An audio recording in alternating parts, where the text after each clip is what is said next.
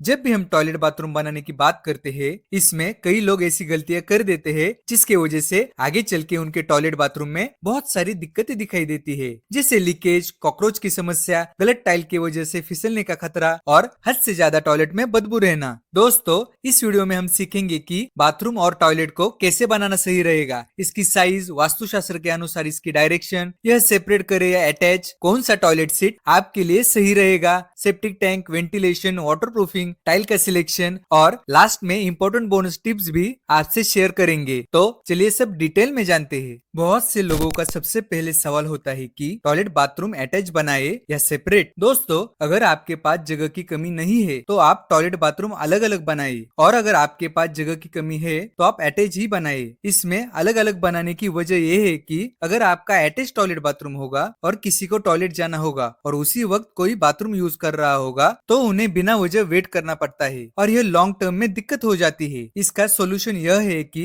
अगर आपने attach toilet bathroom भी बनाया होगा तो साथ में एक अलग से छोटा सा टॉयलेट भी बनाए। इसकी कम कॉस्टिंग रखने के लिए आप उसमें इंडियन सीट लगाए और उसका साइज 3.5 बाय 3.5 फीट का भी होगा तो भी चलेगा। इससे आप इमरजेंसी में यूज कर सकते हो और गेस्ट के लिए भी यह रख सकते रहे हो। साइज की बात करें तो इसमें टॉयलेट की मिनिमम 4 बाय 5 फीट होनी चाहिए, बाथरूम की 5 फीट बाय 5 फीट, और अगर आप अटैच टॉयलेट बाथरूम बना रहे हैं तो उसका 5 बाय 7 फीट साइज होना ही चाहिए और हाइट में आप 7.5 फीट तक रख सकते हो। इसमें बची हुई जगह आप स्टोरेज के लिए यूज कर सकते हो। और अगर आपको लग्जरियस लुक चाहिए होगा तो रेगुलर स्लैब की हाइट रखिए, जैसे कि 10 फीट तक। अगर इससे कम साइज का आपने बनाया होगा तो आगे जाके वेंटिलेशन की बहुत बड़ी दिक्कत आपको हो सकती है। अगर हमने टॉयलेट बाथरूम अटैच रखा तो उसमें ड्राई एरिया का बहुत ध्यान रखना पड़ता है, क्योंकि दोस्तों बाथरूम हम दिन में एक नहीं तो 2 बार यूज करते हैं, पर दिन में कई बार टॉयलेट जाना पड़ता है। हर बार बाथरूम एरिया पास करके जाना होगा तो वह एरिया हर बार गीला हो जाएगा और इस पर कितना भी वाइपर करे यह अंदर से गंदा रहेगा, और अगर अंदर से बाहर आए तो घर भी गंदा रहेगा। इसमें भी आपको हाइट कम ज्यादा रखनी है, कमोड की हाइट ऊपर रखनी है और बाथरूम की नहाने की हाइट नीचे रखनी है। और जैसे गेट खुले उसके सामने वॉश बेसिन होना चाहिए, उसके अपोजिट में टॉयलेट हो और लास्ट में सामने बाथरूम एरिया हो। इसको और ड्राई रखने के लिए आप कमोड और बाथरूम एरिया के बीच में प्लास्टिक कर्टन नहीं तो टपंग ग्लास लगा सकते हो, क्योंकि अगर बाथरूम हमेशा गीला रहेगा तो उसमें स्मेल बनी रहेगी, इसलिए इसको सूखा रखने पर ध्यान रखिए। इसमें कांच का सिलेक्शन अच्छे से कीजिए, जिसमें इसका टेम्परेचर रेजिस्टेंस और शार्पनेस का ध्यान रखिए। तो ऐसे टॉयलेट बाथरूम के डिजाइन का हमेशा ध्यान रखिए। अगला पॉइंट है कि हमें टॉयलेट सीट कौन सी लगानी चाहिए। इसमें 3 तरह के सीट होते हैं, wall mounted, single piece western और इंडियन सीट। यह आपको प्लम्बिंग का काम शुरू करने से पहले ही डिसाइड करना पड़ेगा कि आखिर कौन सा सीट कहाँ पर लगाए। इसमें आजकल वॉल माउंटेड की फैशन सबसे ज्यादा चल रही है। इससे फ्लोर की साफ सफाई बहुत अच्छे से रहती है और लग्जरी लुक आता है, पर इसका खर्चा थोड़ा ज्यादा आता है क्योंकि इसका सब कुछ दीवार के अंदर ही फिट रहता है। कुछ भी खराब हुआ तो पूरी दीवार उखड़वा के इसको ठीक करना पड़ेगा। दूसरा वेस्टर्न सीट लगाया तो इसमें भी सिंगल पीस और डबल पीस आता है। इसके लिए आपको डिसाइड करना पड़ेगा कि आपको कौन सा लगाना है, क्योंकि इसका जो पॉइंट होता है यह दीवार से 9 इंच 4 इंच पर होता है। उसके हिसाब से ही पहले सीट डिसाइड करके लेनी चाहिए। सिंगल पीस कॉस्टली जाता है as compare to double piece.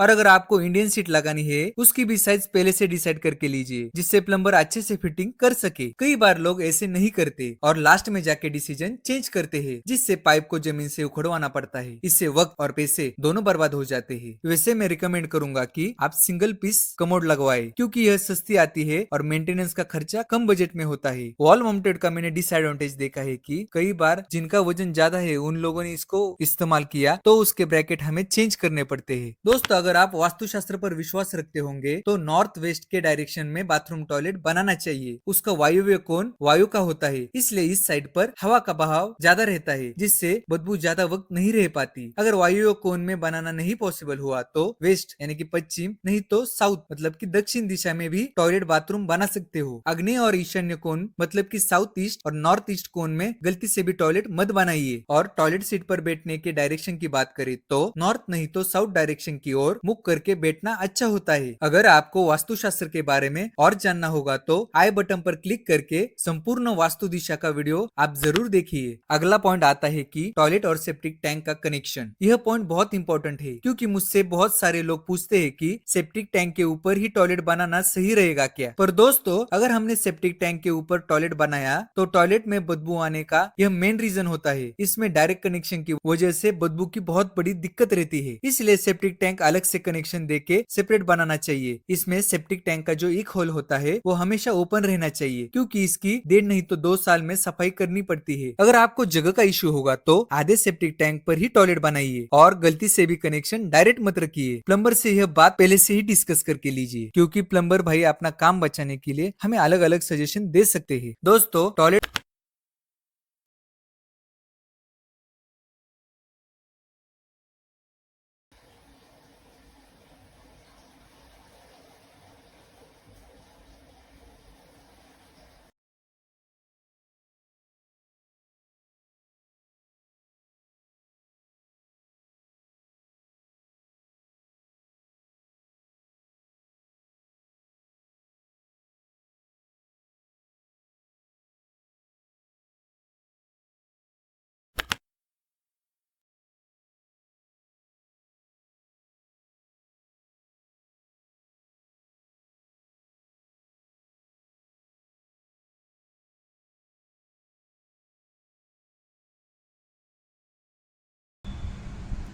बस बस बस